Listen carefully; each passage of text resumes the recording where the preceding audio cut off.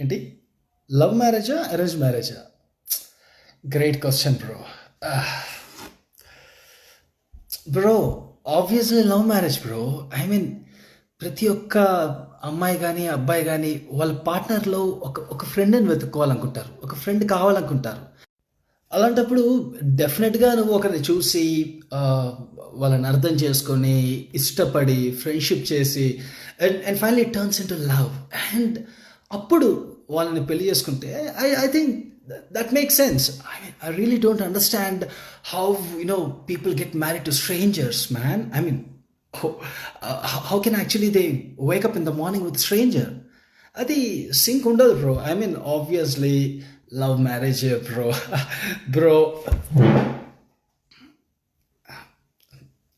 sorry అన్న,